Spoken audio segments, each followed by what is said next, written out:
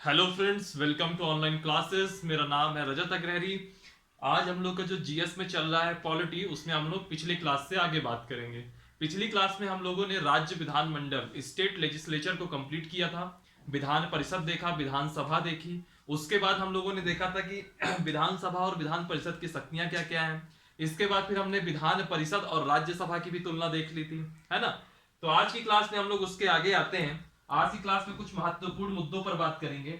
जैसे एक सबसे पहले हम लोग शुरुआत करेंगे कि हमारे भारत में, हमारे जो भारत की संसदीय व्यवस्था है, जो यहाँ का पार्लियामेंट्री सिस्टम है, इसके अंदर केंद्र और राज्य, केंद्र और राज्य दो लोग हैं। स्टेट, एक स्टेट हो गया और एक सेंटर हो गया, दो चीज है। तो दोनों के बीच में संबंध कैसा है? क्या केंद्र और राज्य बराबर की स्थिति में है? क्या केंद्र ज्यादा ताकतवर है? क्या राज्य ज्यादा ताकतवर है? ठीक है, इन ये सब चीजें आज हम लोग देखेंगे। ठीक है, तो होता क्या है, एक व्यवस्था होती है, एक व्यवस्था होती है, एक स्ट्रक्चर होता है। आप लोग कभी भी ममता बनर्जी को सुनिएगा तो वो हर बात में कहती हैं यह फेडरल स्ट्रक्चर के लिए खतरनाक है, लोकतंत्र खतरे में है। और एक चीज जरूर कहेंगी, चलो लोकतंत्र खतरे में एक अलग इशू था, वो उसको छोड़ दीजिए। उनका जो दूसरा पॉइंट रहेगा वो क्या रहता है, फेडरल स्ट्रक्चर में खतरा है। किसमें खतरा है? फेडरल स्ट्रक्चर में खतरा है। और फेडरल स्ट्रक्चर का मतलब क्या हुआ? हिंदी में इसको कहते हैं संघीय व्यवस्था। समझ रहे हैं? संघीय व्यवस्था।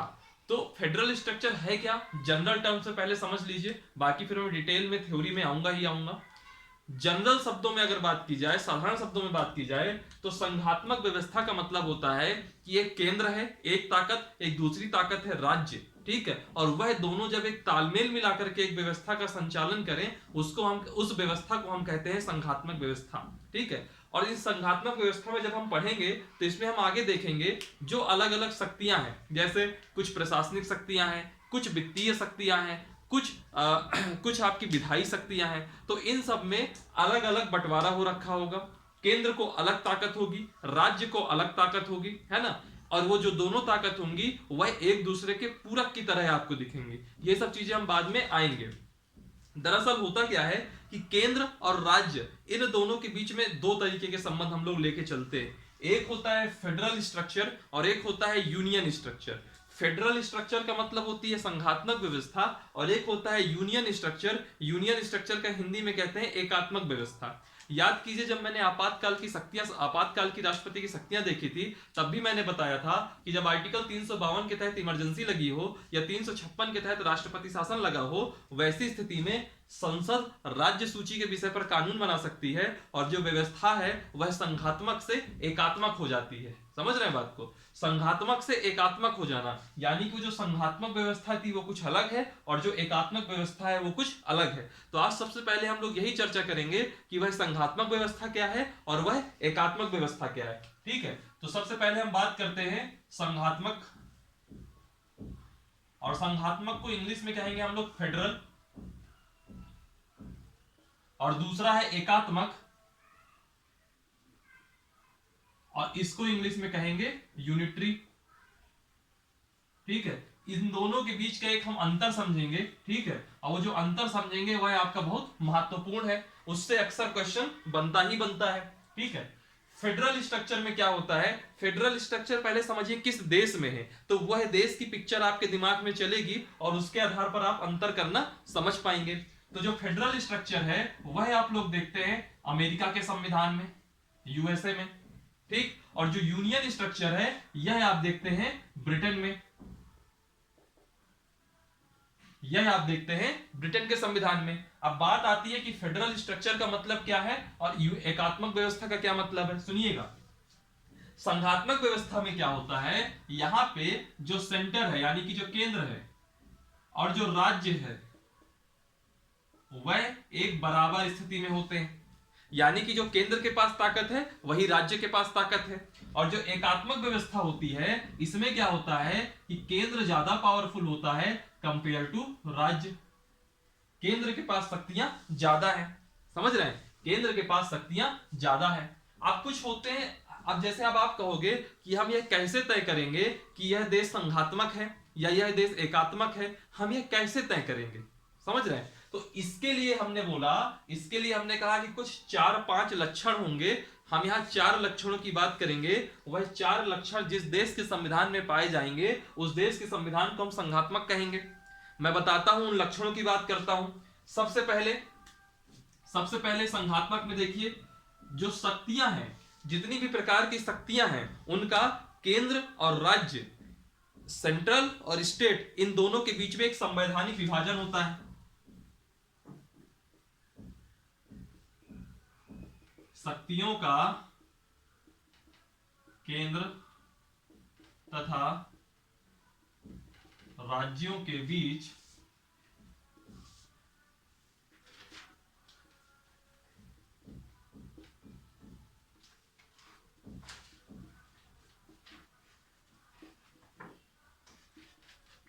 जो आपका संघात्मक व्यवस्था है, यहां पे जो शक्तियां होंगी वह केंद्र और राज्य के बीच में संवैधानिक रूप से विभाजित होंगी। ठीक है। और एकात्मक व्यवस्था में क्या होता है, यहां पे क्या होगा कि जो सारी शक्तियां होंगी वह केंद्र में निहित होंगी। सारी शक्तियां केंद्र में निहित होंगी। ठीक, यह हो गया पहला पॉइंट। यानी कि अगर ऊपर केंद्र है और नीचे राज्य है, कुछ चीजें मैं बताता हूं, हालांकि यह वर्ल्ड हिस्ट्री का विषय है, लेकिन थोड़ी चीज समझने के लिए आसानी होगी कि जो यूएसए है, यूएसए का नाम क्या है, यूनाइटेड स्टेट्स ऑफ अमेरिका। जब अमेरिका में जब एक अमेरिका यूएसए बना, मतलब एक प्रॉपर एक देश की संकल्पना आई वहां पे, तो कई सारे देशों के बीच में एक समझौता हुआ। कई सारे देशों के बीच में एक समझौता हुआ और वह सारे देश मिलकर के बने यूनाइटेड स्टेट्स ऑफ अमेरिका। तो जो देश बने, जो कई सारे देश थे, वो क्या कहलाए, वह आपके कहलाए राज्य। वो क्या कहलाए, आपके राज्य। और मैं वही कह रहा हूं कि उन राज्यों के पास वही शक्तियां हैं जो केंद्र के पास है। यानी कि जो शक्तियों का एक कॉन्स्टिट्यूशनल जो डिवीजन हुआ वह केंद्र और राज्य दोनों के बीच में हुआ। तो वो जो है एक लक्षण कहलाया संघात्मक होने का। और एकात्मक में क्या है कि जो सारी की सारी शक्तियां हैं वह आपके केंद्र में निहित है, वह आपके केंद्र में निहित है। अब देखते हैं हम दूसरा पॉइंट। दूसरा पॉइंट में क्या होता है, दूसरा पॉइंट क्या है, लिखित संविधान होना चाहिए। यानी कि जो संविधान होता है, कॉन्स्टिट्यूशन होता है, वह लिखित हो। लिखित के बाद कठोर हो और वही चीज सर्वोच्च हो।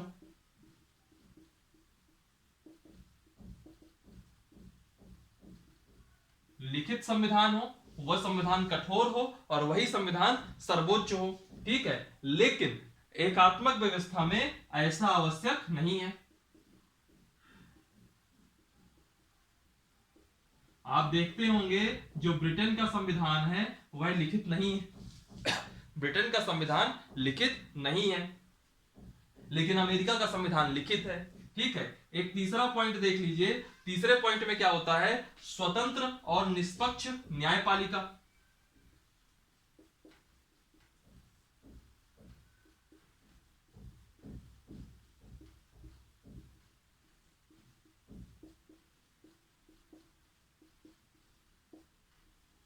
स्वतंत्र और निष्पक्ष न्यायपालिका। ठीक है। फिर यहां आप देखेंगे तो ऐसा आवश्यक नहीं है। यानी कि संघात्मक में जैसे आप अमेरिका को ले लेंगे तो वहां एक स्वतंत्र और एक निष्पक्ष न्यायपालिका होगी। ठीक है। लेकिन एकात्मक में ऐसा हो आवश्यक नहीं है। हो भी सकता है लेकिन ऐसा हो ये कंपलसरी नहीं है। और चौथा पॉइंट है यहां पे द्विस्तरीय सरकार।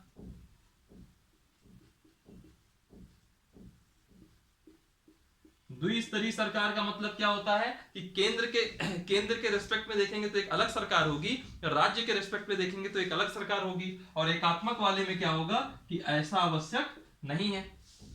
समझ रहे हैं। तो ये 4 लक्षण है, ये जो 4 लक्षण है, यह जो है किसी भी संविधान के संघात्मक होने की आवश्यक शर्तें हैं या आवश्यक विशेषताएं हैं। तो मैं कहूंगा यह 4 शर्तें किसी के संघात्मक होने की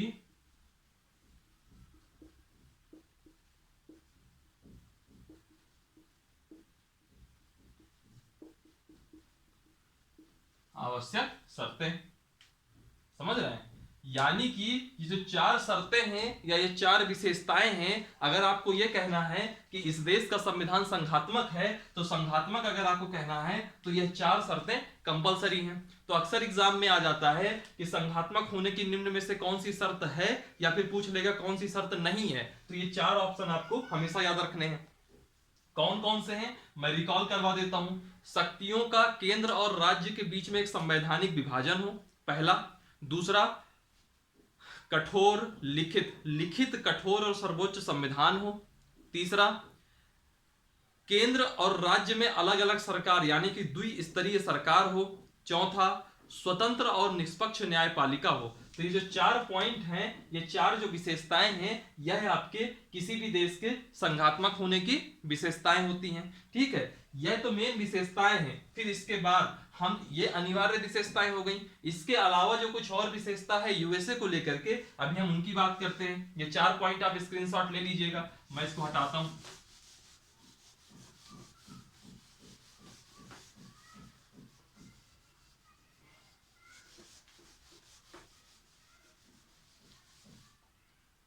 ठीक, पांचवा पॉइंट है यहां पे जो है दोहरा संविधान होता है। यूएसए में आप देखोगे वहां का जो फेडरल स्ट्रक्चर है, वहां क्या है, दोहरा संविधान है। दोहरा संविधान का मतलब क्या होता है कि जो वहां का केंद्र है, यूनाइटेड स्टेट्स ऑफ अमेरिका, जो केंद्र है उसका एक अलग संविधान होगा, और जितने वहां राज्य हैं उन राज्यों का अलग संविधान होगा। तो वहां जब हम बात करेंगे दोहरा संविधान में, तो अमेरिका में देखेंगे कि कुल वहां 51 संविधान है। 50 उसका मेन हो गया, और 50 उसके राज्यों का हो गया, और एक उसका मेन संविधान हो गया। तो कुल 51 संविधान है ना। हर राज्य का अपना अलग संविधान है। जैसे अगर हम इंडिया में हम बात करें, तो मान लीजिए अगर ऐसी सिचुएशन होती, अगर इसके हिसाब से चले तो यहाँ ऐसी सिचुएशन होती, यूपी का एक अलग संविधान होता, एमपी का एक अलग संविधान होता, छत्तीसगढ़ का एक अलग संविधान होता, झारखंड का एक अलग संविधान होता, बिहार का एक अलग संविधान होता, है ना। अलग अलग राज्यों का अलग अलग संविधान है, और जो केंद्र है उसका तो एक संविधान है ही, जो कि जिस हमारे यहाँ कैसी व्यवस्था है कि सिर्फ एक ही संविधान है ना। तो यहाँ पे अमेरिका में क्या है, दोहरा संविधान है, और दोहरा संविधान होने की वजह से एक उसका केंद्र का हो गया और 50 राज्यों का हो गया, तो कुल 51 संविधान हो गए। और जो ये कुल 51 संविधान, ये जो दोहरा संविधान का कॉन्सेप्ट है, इस सिद्धांत का कुछ नाम है। इस सिद्धांत को हम लोग कहते हैं गणना तथा अवशेष का सिद्धांत। क्या नाम है इसका? गणना तथा अवशेष का सिद्धांत। इससे बहुत ज्यादा डीप में जाने की जरूरत नहीं है। जिसका विषय होता है पॉलिटी ऑप्शनल में, वह इस पे बहुत डिटेल में जाता है। ठीक, पांचवा पॉइंट यहां के लिए क्या होगा, ब्रिटेन में क्या होगा, ब्रिटेन में एकल संविधान है। ठीक है, हालांकि वह लिखित नहीं है, मौखिक है, लेकिन वो एकल संविधान है।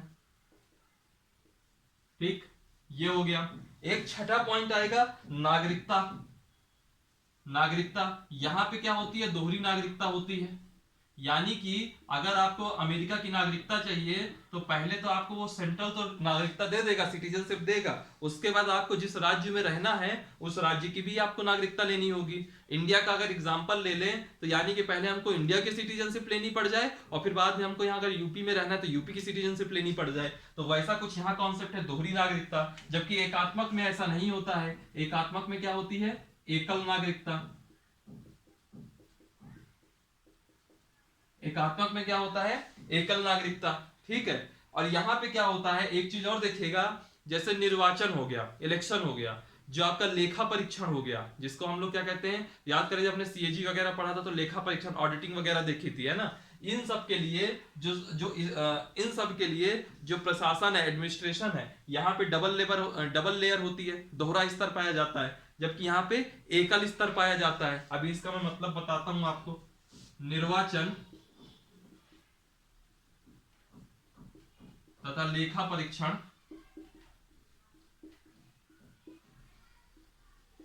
निर्वाचन हो गया, लेखा परीक्षण हो गया, या जो भी प्रशासन है, मान लीजिए एडमिनिस्ट्रेशन भी देख लीजिए, निर्वाचन, लेखा परीक्षण, प्रशासन में दोहरा स्तर पाया जाता है। यानी कि केंद्र के स्तर पर अलग होगा और राज्य के स्तर पर या प्रांतों के स्तर पर अलग होगा। ठीक है, दोहरा स्तर पाया जाता है। और यहां पे कैसा है, एकल स्तर पाया जाएगा, यानी कि एकल तंत्र है, एक सिस्टम है। देखिए अब अगर हमारे इंडिया की आप बात करेंगे, इंडिया की अगर हम बात करेंगे तो इंडिया में कैसे है, इंडिया में देखेंगे तो मैंने जब आपको सीएजी बताया था तब मैंने आपको बताया था कि सीएजी में वह सीएजी जो ऑडिटिंग का काम करती है वही केंद्र के लिए भी करती है, वही प्रांतों के लिए भी करती है, उसमें एकल तंत्र पाया जाता है। लेकिन जब हम निर्वाचन की बात करेंगे तो अगर राष्ट्रपति को निर्वाचित करना है तो राष्ट्रपति के लिए वोट राज्य से चुने गए विधायक भी डालेंगे और केंद्र में चुने गए सांसद भी डालेंगे। कहने का मतलब यह है कि हमारा ना पूरी तरीके से एकात्मक है, ना हमारा पूरी तरीके से संघात्मक है, ना हमारा पूरी तरीके से एकात्मक है, ना हमारा भारत पूरी तरीके से संघात्मक है। ये जो आपको मैंने बताया यह संघात्मक और एकात्मक के बीच में अंतर बताया। तो अब आपका सवाल होगा कि भारत क्या है, हमारा भारत क्या है। आपने कह दिया ये संघात्मक है, यूएसए के लक्षण हो गए, यह एकात्मक है, हम ब्रिटेन के लक्षण हो गए, तो भारत के लक्षण क्या है। तो मैं फिर कहूंगा आपको कि भारत का लक्षण इससे भी है और भारत का लक्षण इसमें भी है। फॉर एग्जाम्पल एकल संविधान, ये यहां से ले लिया गया, ब्रिटेन से लिया गया एकल संविधान, लेकिन लिखित कठोर और सर्वोच्च संविधान यह हमारे यूएसए से लिया गया। ठीक, फिर एकल नागरिकता यहां से ली गई, एकल तंत्र यहां से लिया गया, लेकिन एकल तंत्र लेखा परीक्षण के लिए था और प्रशासन और निर्वाचन वगैरह में दोहरा स्तर है। समझ रहे हैं, यानी कि दोनों का मिले जुले कॉन्सेप्ट्स हैं। तो हमारे देश की जो संवैधानिक व्यवस्था है उसको हम क्या नाम दें, तो मैं उस पे आता हूं कि हमारे इंडिया में क्या है। इंडिया में ना हमारे फेडरल है, ना हमारा इंडियन यूनिटरी है, तो हमारा इंडिया है क्या। तो हमारे इंडिया में जो व्यवस्था है, भारत में जो व्यवस्था है, उसको एक शब्द कहा गया यूनियन, उसको एक शब्द कहा गया यूनियन। जो हमारा इंडिया है, भारत है, इसकी जो व्यवस्था है उसको कहा गया यूनियन। अब आपके मन में आ रहा होगा ये यूनियन कॉन्सेप्ट लिया कहां से गया, तो याद रखिएगा यह यूनियन का जो कॉन्सेप्ट है यह लिया गया कनाडा से। जो यूनियन का कॉन्सेप्ट है यह लिया गया आपके कनाडा से। ठीक है, तब सवाल उठता है ये लेगा यूनियन से, सॉरी कनाडा से।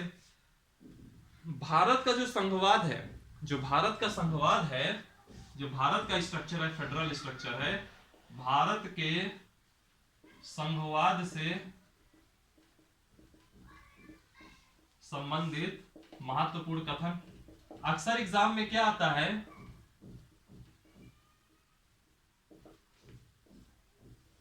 अक्सर एग्जाम में क्या आता है, अक्सर पूछ लेता है कि भारतीय संघवाद को यह किसने कहा, भारतीय संघवाद को यह किसने कहा। कुछ स्टेटमेंट्स हैं 4-5, उसको भी मैं देख लेता हूं, वह आपके लिए बहुत इंपॉर्टेंट है। इवन यूपी पीसीएस जैसे एग्जाम में भी, जो यूपी पीसीएस जैसी मतलब बड़ी एग्जाम है, उनके तक एग्जाम में यह सब पूछा जाता है। सबसे पहले मैं कहूंगा कि संविधान ने क्या कहा, जो इंडिया का स्ट्रक्चर है उसको संविधान ने क्या कहा और उसको डॉक्टर बाबा साहेब अम्बेडकर ने क्या कहा। तो पहला पॉइंट देखिए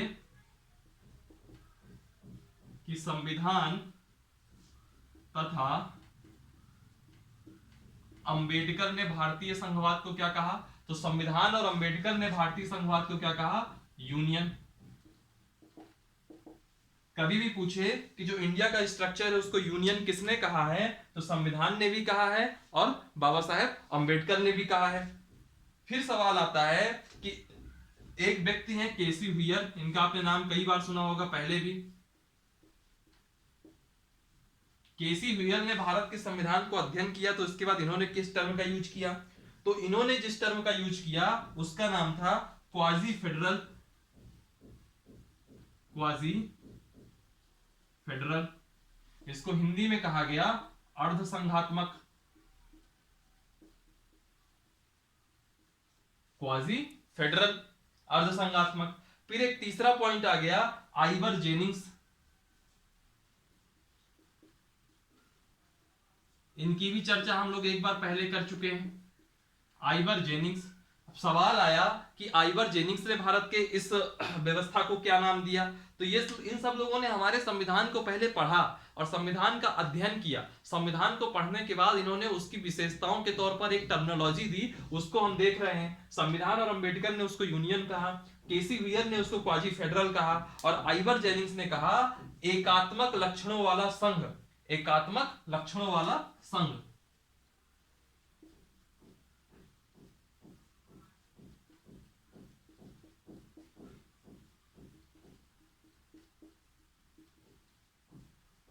आइवर जेनिंग्स ने कहा एकात्मक लक्षणों वाला संघ, यानी कि federation, federation with unitary features. इसको हम इंग्लिश में कहेंगे फेडरेशन विद यूनिटरी फीचर्स। ठीक है, आइवर जेनिंग्स ने कहा एकात्मक लक्षणों वाला संघ। फिर एक टर्म आता है, एक व्यक्ति का नाम आता है, उनका नाम था W.H. मॉरिस, और W.H. मॉरिस ने इसको सौदेबाजी का संघवाद कहा। W.H. मॉरिस, और W.H. मॉरिस ने हमारे भारत के संविधान को सौदेबाजी का संघवाद कहा कि हमारे यहाँ जो संघवाद है, जो हमारे यहाँ का जो फेडरल स्ट्रक्चर है, उसको इन्होंने सौदेबाजी का संघवाद कहा। इसको आप एज आलोचना भी देख सकते हैं, सौदेबाजी का संघवाद कहा, और इसको इंग्लिश में कहेंगे बार्गेनिंग फेडरलिज्म।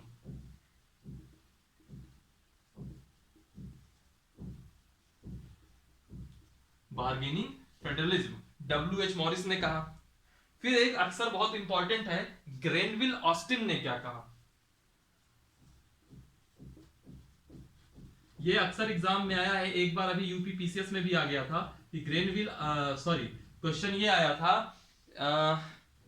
कि सहकारी संघवाद, हमारे देश की जो संघवाद है उसको सहकारी संघवाद किसने कहा, और ऑप्शन दिए थे, तो उसका सही जवाब होता ग्रेनविल ऑस्टिन। तो ग्रेनविल ऑस्टिन ने क्या कहा, इसको सहकारी संघवाद, कोऑपरेटिव फेडरलिज्म। और ये बहुत इंपॉर्टेंट इन्होंने टर्मिनोलॉजी यूज की थी, जो बहुत फेमस भी है।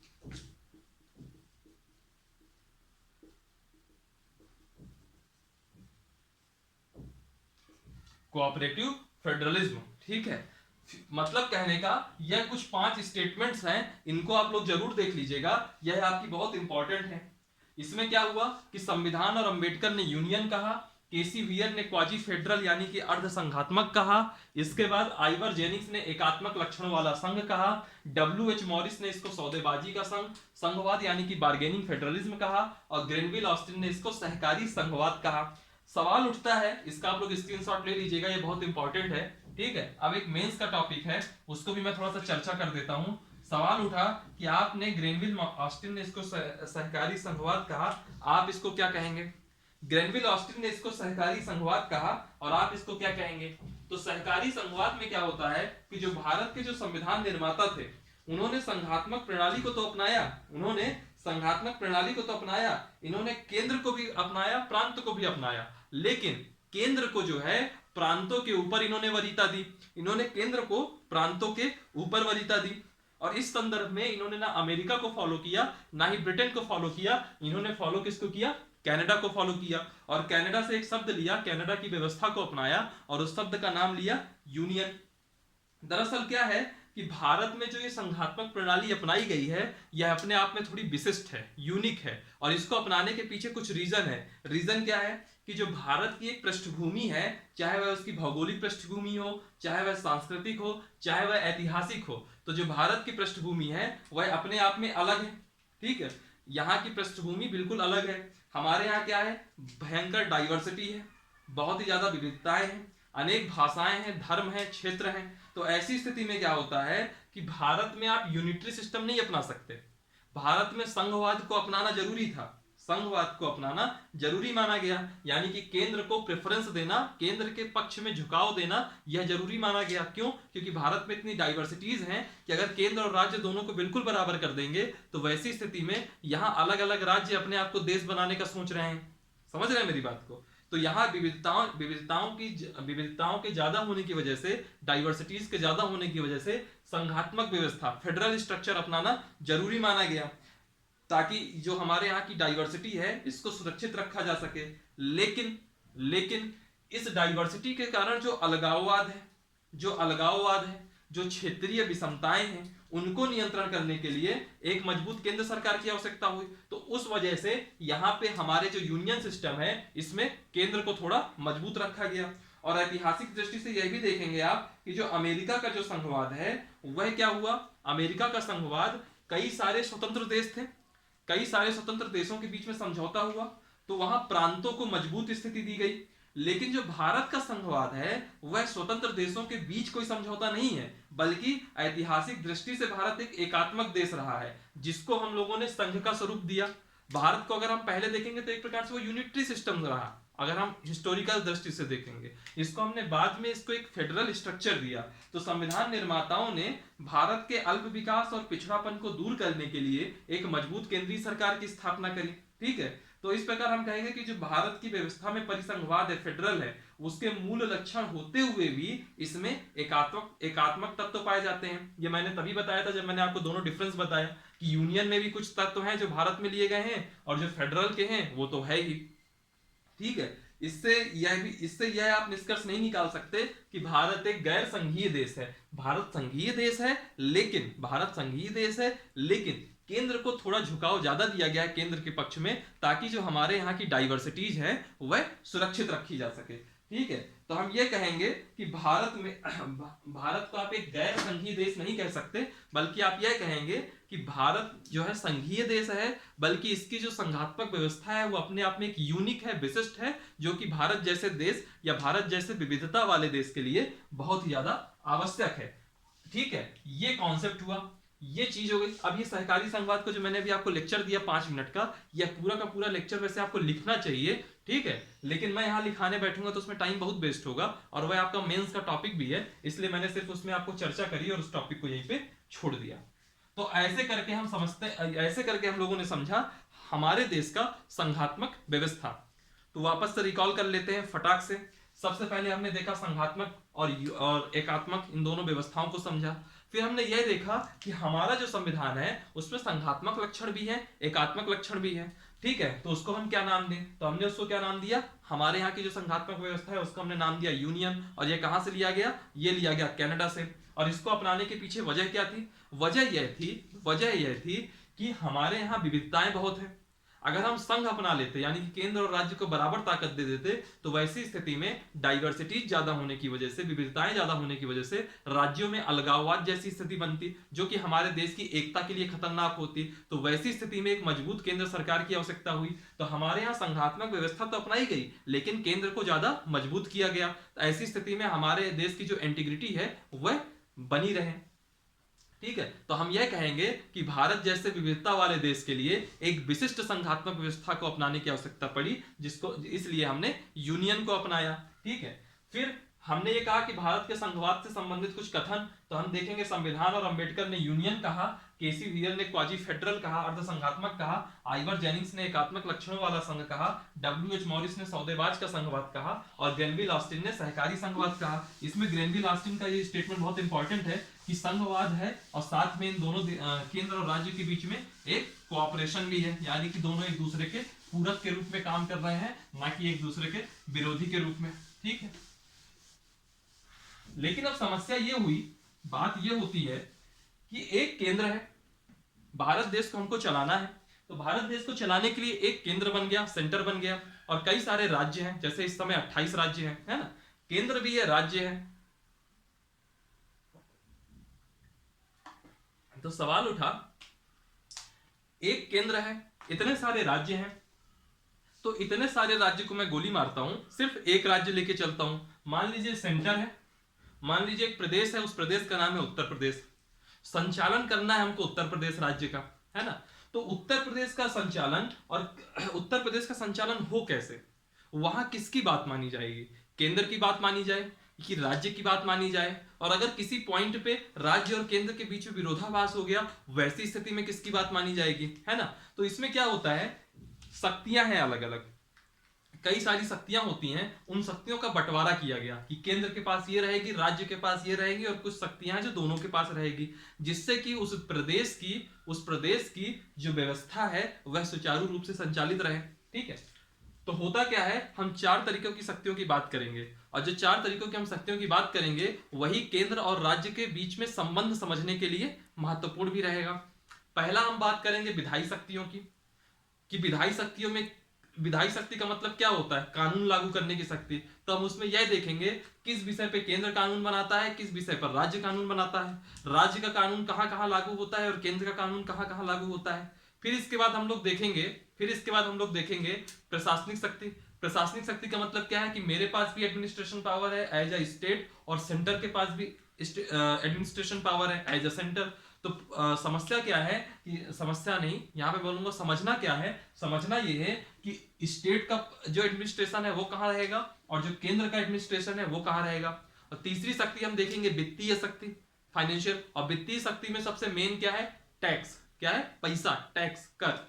कर का मतलब क्या है कि कौन केंद्र वसूलेगा, कौन राज्य वसूलेगा, किसको मिलेगा किसको नहीं मिलेगा, यह सब चीजें हम उसमें देखेंगे।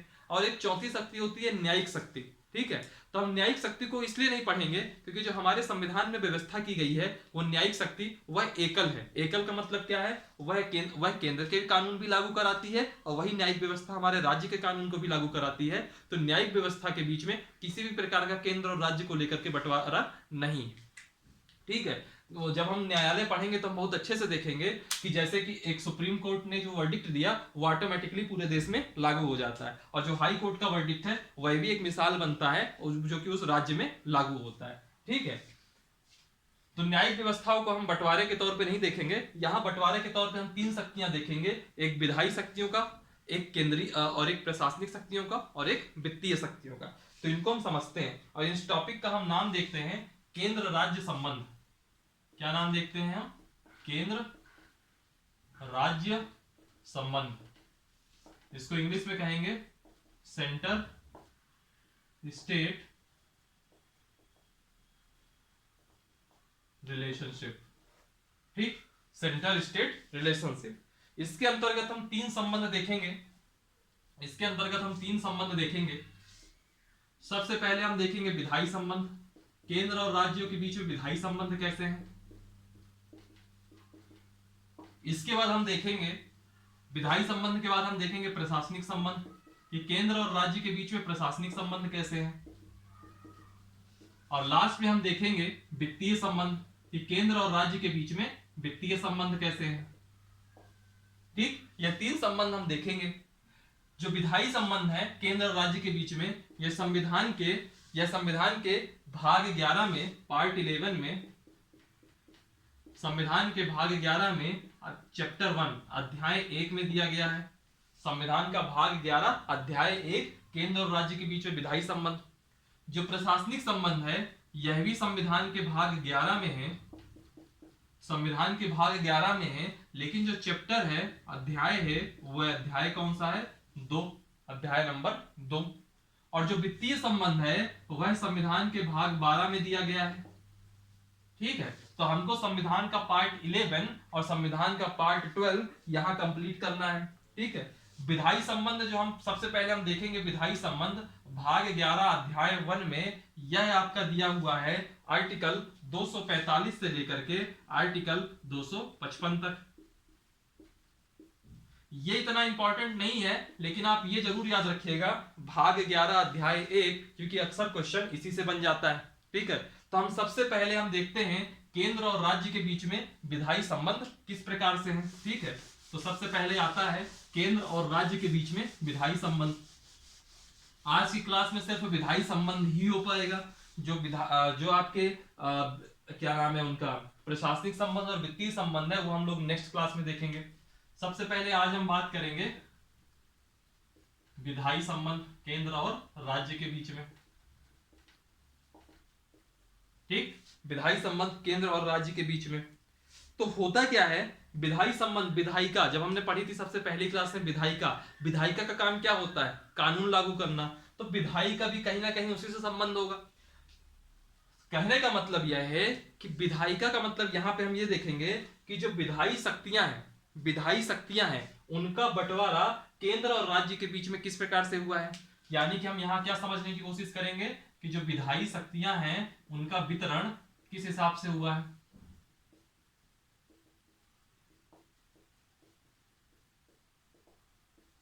विधायी शक्तियों का वितरण किस हिसाब से हुआ है। तो मैं यहां आपको एक चीज बता दूं, जो विधायी शक्तियों का वितरण हुआ है वह दो आधार पर हुआ है। एक हुआ है आपका क्षेत्र के आधार पर,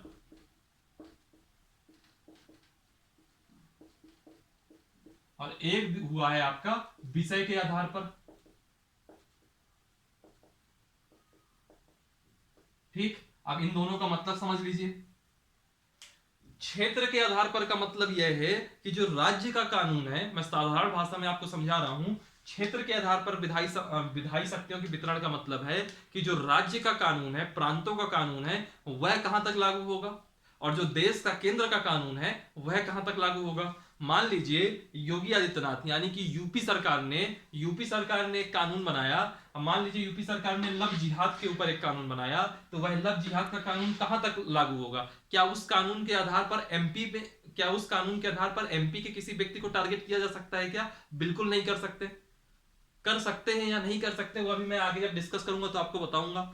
तो कहने का मतलब यह है कि क्षेत्र के आधार पर हम यह समझते हैं कि जो प्रांत है, जो स्टेट है, उसका कानून कहां तक लागू होगा, और जो केंद्र है उसका कानून कहां तक लागू होगा।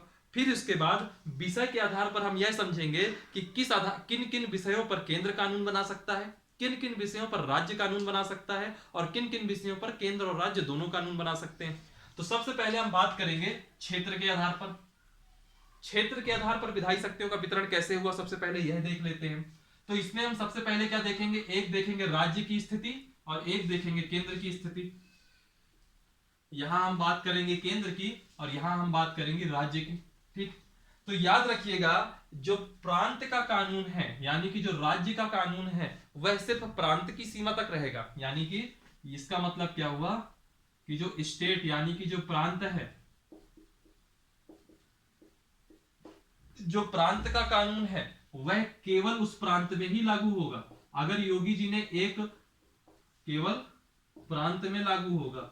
अगर योगी जी ने लव जिहाद पे कोई कानून बनाया है तो वो लव जिहाद का कानून सिर्फ और सिर्फ उत्तर प्रदेश में ही लागू होगा। उत्तर प्रदेश के अलावा पड़ोसी राज्य मध्य प्रदेश चाहे कि हम भी उस कानून के आधार पर यहां किसी को पनिशमेंट दिला दें तो नहीं दिला सकते। अगर आपको यहां पनिशमेंट दिलानी है तो मध्य प्रदेश की राज्य को अलग एक कानून बनाना पड़ेगा पहले उसी लव जिहाद के ऊपर, तब यहाँ के जो है कोई अगर अपराधी है उस कानून के अंतर्गत तो उसको पनिशमेंट मिलेगी, अदरवाइज वो पनिशमेंट नहीं मिल सकती। तो राज्य का मतलब क्या है, प्रांत का कानून केवल प्रांत में लागू होगा। बनी सी बात है भाई, मुख्यमंत्री राज्य का होता है तो राज्य का मुख्यमंत्री अगर कोई कानून बना रहा है तो सिर्फ उसी राज्य में ना बनेगी, बगल वाले राज्य का ठेका थोड़ी ना लगा रखा है उसने। और केंद्र तो पूरे देश का है, प्रधानमंत्री तो पूरे देश का होता है। अब ये बताइए जो यूपी का मुख्यमंत्री है वो सिर्फ यूपी का ना रहेगा, एमपी का तो हो नहीं जाएगा। और जब वह सिर्फ यूपी का मुख्यमंत्री है तो जो वो कानून बनाएगा सिर्फ यूपी में लागू होगा। बनी सी बात है। तो प्रांत का कानून सिर्फ प्रांत में लागू होगा, राज्य का कानून सिर्फ राज्य में लागू होगा। बात आती है केंद्र की। आज जो नरेंद्र मोदी जी प्रधानमंत्री हैं तो पूरे देश के प्रधानमंत्री कहलाएंगे। जब वो पूरे देश के प्रधानमंत्री कहलाएंगे तो अगर उनकी मंत्रिपरिषद कोई कानून बनाती है या उनकी विधायिका कोई कानून बनाती है यानी कि केंद्र की विधायिका कोई कानून बनाती है तो वह कानून फिर कहां लागू होगा, केवल कुछ राज्यों में होगा क्या, वह तो पूरे के पूरे देश में लागू होगा। तो हम यहाँ ये कहेंगे कि जो संसद का कानून है, इसका पॉइंट देखिएगा, जो संसद का कानून है वह पूरे देश में लागू होता है।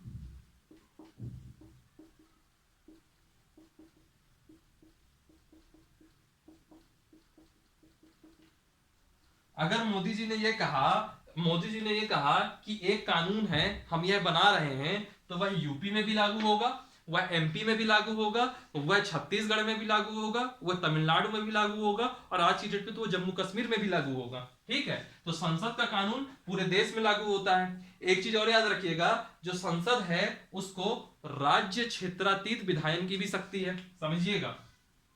इसका मैं मतलब बताता हूं।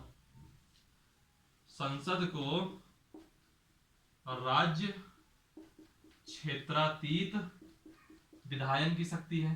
थोड़ा शब्द कठिन लग रहा होगा, मैं इसको थोड़ा इंग्लिश में बताता हूं, शायद आपको इजी लगने लगे। राज्य क्षेत्रातीत विधायन, इसको कहते हैं एक्स्ट्रा टेरिटोरियल लेजिस्लेटिव।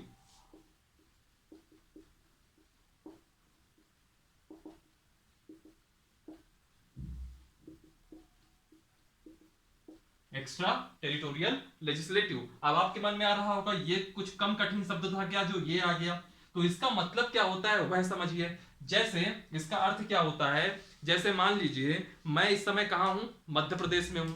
मैं मध्य प्रदेश से भाग करके कुछ यहाँ में क्राइम कर दूं या कुछ ऐसा कुछ कानून का उल्लंघन कर दूं जो भारत सरकार की नजर में, भारत सरकार ने कोई कानून बनाया उस कानून का उल्लंघन कर दूं, और मैं यहां से हूं तो मैं इंडियन, लेकिन मैं यहां से शिफ्ट कर जाऊं किसी दूसरे देश में। फॉर एग्जाम्पल विजय माल्या ने यहाँ पे इतना फ्रॉड किया।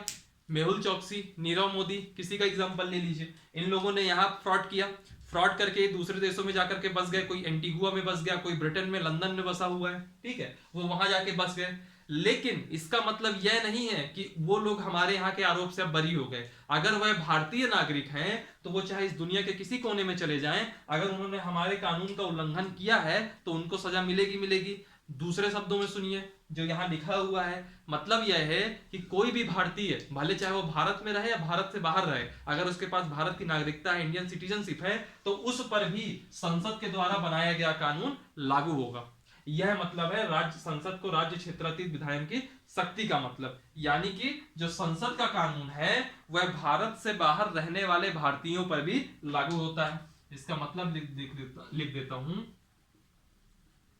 कि जो संसद का कानून है वह भारत से बाहर रहने वाले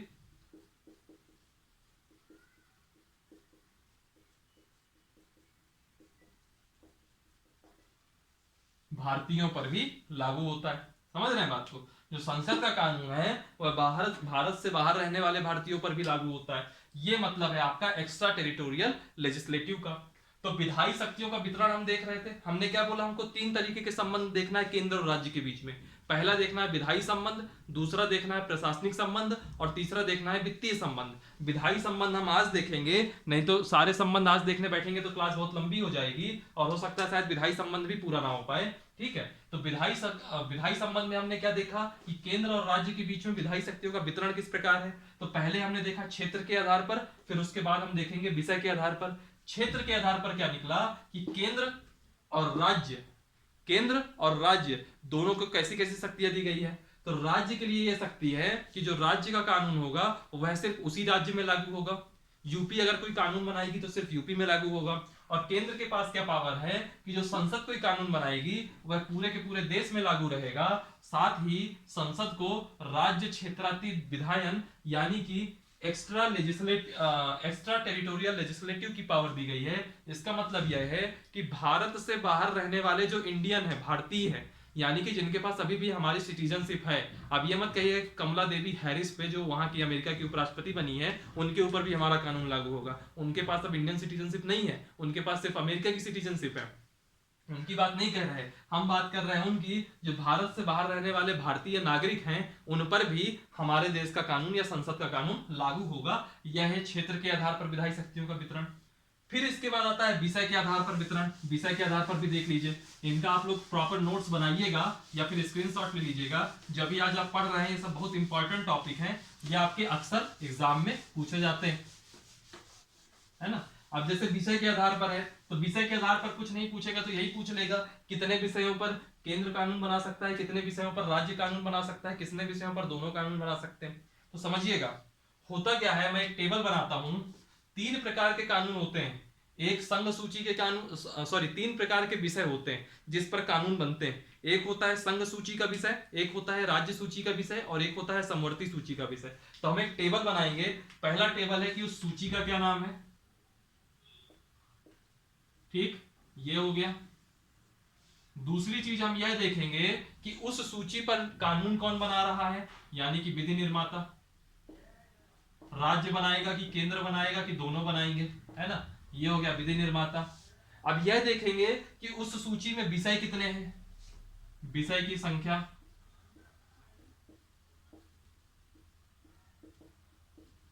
ठीक, विषय की संख्या। अब विषय की संख्या हम पहले देखेंगे कि मूल संविधान में कितनी थी। पहले कम विषय थे या ज्यादा विषय थे यह देखेंगे, और आप फिर देखेंगे वर्तमान में विषय, वर्तमान में उस सूची में कितने विषय हैं यह देखेंगे। यह टेबल है और टोटल कितने आपको मिलेंगे, 3 विषय मिलेंगे। तो 3 तो मैं लाइन खींच दे रहा हूं और फिर इसके बाद इसे मैं इसको फिल करता हूं। सबसे पहले हम देखेंगे संघ सूची का विषय।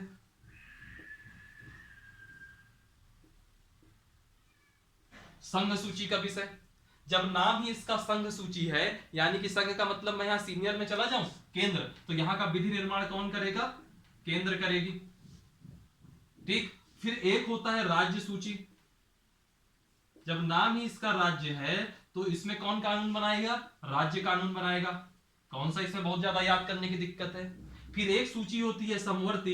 इस समवर्ती सूची में जितने विषय होंगे उन विषयों पर कानून बनाने का अधिकार केंद्र को भी है और राज्य को भी है। समवर्ती सूची, समवर्ती सूची में जितने विषय होंगे उस पे कानून राज्य भी बनाएगी और उस पे कानून केंद्र भी बनाएगी, राज्य प्लस केंद्र। अब सवाल उठता है कि मूल संविधान में विषयों की संख्या कितनी थी, तो मैं कहूंगा मूल संविधान में जो संघ सूची के विषय थे वह थे 97।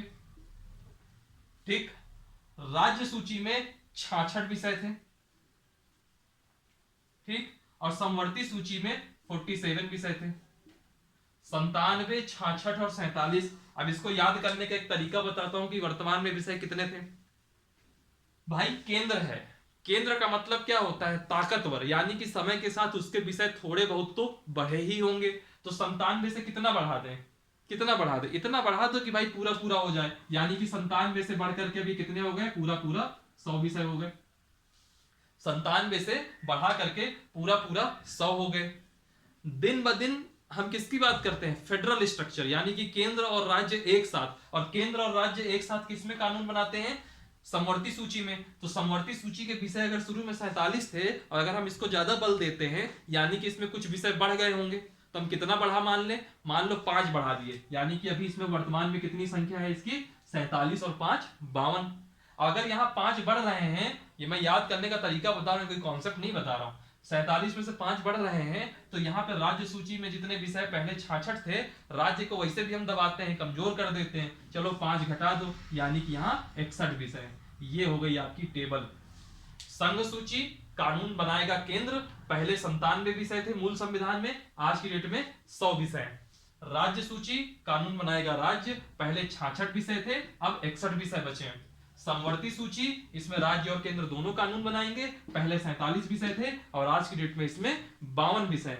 इसका मतलब क्या होता है यह सुनिएगा, ये 52 विषय। ठीक है, पहले मैं देख लूं क्लास हो कितनी गई। क्लास आज की आपकी 48 मिनट्स की हो गई है। ठीक है, तो क्लास को मैं यहीं खत्म करता हूं, यहां तक आप लोग करिए। इसके बाद के जो टॉपिक है, अभी इसी विधायी संबंध से ही रिलेटेड कुछ टॉपिक है, कुछ फैक्ट है कि मान लीजिए किसी विषय पर संघ ने अपना कानून बना दिया और प्रांत उसमें कुछ अलग चाह रहा है, जैसे समवर्ती सूची है। अब सवाल ये है कि समवर्ती सूची में राज्य भी कानून बना रहा है, केंद्र भी कानून बना रहा है, मान लीजिए एक ही विषय पर दोनों ने कानून बना दिया, तो वैसी स्थिति में किसका कानून माना जाएगा। फिर हम यह भी बात करेंगे कि जैसे आपकी जो जैसे आपकी यह संघ की सूची है, तो संघ की सूची में विषय कौन कौन से आते हैं, तो जैसे बैंकिंग हो गया, विदेश मामले हो गए, संचार हो गया, है ना, बीमा हो गया, बीमा होने के बाद रक्षा के मामले हो गए, मुद्रा करेंसी का मामला हो गया, यह सब केंद्र का विषय आएगा। राज्य सूची के भी कुछ विषय होंगे, जैसे पुलिस हो गई, जन स्वास्थ्य हो गया, सार्वजनिक व्यवस्था हो गया, स्थानीय शासन हो गया, पंचायती राज वगैरह, मछली पालन वगैरह हो गया, यह सब आपका राज्य सूची में आएगा। फिर हम लोग समवर्ती सूची की बात करेंगे, जिसमें दोनों लोग कानून बना सकते हैं, शिक्षा हो गया, वन हो गया, फॉरेस्ट हो गया, माप तौल हो गया कि 1 किलोग्राम में 1000 ग्राम हो, मतलब वो माप तौल वाला डिपार्टमेंट हो गया। ये सब चीजें समवर्ती सूची में आएंगी। तो समवर्ती, इनमें विषय क्या क्या होंगे ये भी हम लोग कल देखेंगे। फिर अब जैसे समवर्ती सूची है, एक एग्जांपल हम ले लेंगे फॉरेस्ट का। फॉरेस्ट में केंद्र ने कुछ कानून बनाया, अब राज्य चाहता है कि हमारा कानून कुछ अलग हो, और वैसी स्थिति में अब केंद्र का कानून तो लागू हो जाएगा। लेकिन पहले तो सवाल यही उठेगा कि अगर वन पे राज्य ने भी कानून बना दिया, केंद्र ने भी कानून बना दिया, तो किसका कानून माना जाएगा, पहला तो क्वेश्चन ये उठेगा। फिर इसमें दूसरा क्वेश्चन क्या उठेगा, उसमें आइएगा कि राज्य और केंद्र ने जो कानून बना दिया, मान लीजिए अब दोनों एक दूसरे के टकराव वाले हैं और राज्य का कानून अगर इंप्लीमेंट कराना है किसी मुद्दे पर, किसी मतलब ऐसी कोई सिचुएशन बन जाए, तो वैसी स्थिति में राज्य का कानून कैसे लागू होगा उसकी प्रोसेस कल बताई जाएगी। उसके बाद मैं ये कहूंगा कि जैसे मान लीजिए कुछ ऐसे भी विषय होंगे जो ना संघ सूची में है, ना राज्य सूची में है, ना समवर्ती सूची में है, उनका क्या, वो किसके अधिकार क्षेत्र में आएंगे। फिर मैं ये भी बात करूंगा उन 5 परिस्थितियों की बात करूंगा कि किन किन 5 परिस्थितियों में केंद्र राज्य सूची के विषय पर कानून बना सकता है। एक दो परिस्थितियां तो आपको ही पता होगी। एक वो जब एक परिस्थिति वो जब राज्यसभा 2/3 बहुमत से पारित कर दे, प्रस्ताव ला दे, तो राज्य सूची पर कानून बना सकते थे। आर्टिकल 249 जब हमने राज्यसभा की अनन्य शक्तियां पढ़ी थी तब देखा था। एक मुद्दा वो जब हमने आपातकालीन शक्तियां पढ़ी थी कि जब देश में इमरजेंसी लगी हो तब राज्य सूची पर कानून बना सकते हैं, है ना। लेकिन ऐसे करके टोटल 5 परिस्थितियां हमने 2 पढ़ रखी हैं। हम उन 2 की भी चर्चा करेंगे, 3 की और चर्चा करेंगे। फिर इसके बाद हम लोग बात करेंगे प्रशासनिक शक्तियों की, और फिर उसके बाद हम बात करेंगे वित्तीय शक्तियों की, और इसके बाद कल ये क्लास खत्म हो जाएगी। चलिए फिर आज की क्लास के लिए इतना ही रखते हैं। इसके भी आप स्क्रीनशॉट ले लीजिएगा। इसके ये क्वेश्चन बहुत इंपॉर्टेंट है, ये अक्सर आपके एग्जाम में पूछे ही जाते हैं केंद्र राज्य संबंध से, है ना। और आई होप आपको क्लास समझ में आई होगी, और जहां अगर कोई डाउट हो या आपको कुछ ऐसा लग रहा है कहीं कुछ फैक्चुअल मिस्टेक हो गई हो तो आप लोग जरूर कमेंट बॉक्स में जाइएगा और कमेंट करिएगा। वीडियो को लाइक करिए, वीडियो पे कमेंट करिए, चैनल को सब्सक्राइब कीजिए, इसकी लिंक अपने सभी साथियों को भेजिए ताकि वो लोग भी इस वीडियो को देखें, है ना। और इसके डिस्क्रिप्शन बॉक्स में आप जाएंगे तो इसमें टेलीग्राम की लिंक दी गई होगी, फेसबुक दे रखा होगा, इंस्टाग्राम दे रखा होगा। उन सबको आप सेलेक्ट कीजिए, उनको ज्वाइन कीजिए, उनको आप ज्वाइन कीजिए। खास तौर पर टेलीग्राम को जरूर ज्वाइन कीजिएगा। टेलीग्राम पे जो है बहुत अच्छे पीडीएफ फाइल वगैरह आपको आती है, प्रॉपर करंट अफेयर आता है, वो यूपीपीसीएस, यूपीएससी और एमपीपीएससी के लिए बहुत इंपॉर्टेंट रहेगा। चलिए फिर हंसते रहिए आप लोग और पढ़ते रहिए, पढ़ाई बहुत जरूरी है। Thank you for watching, thank you so much.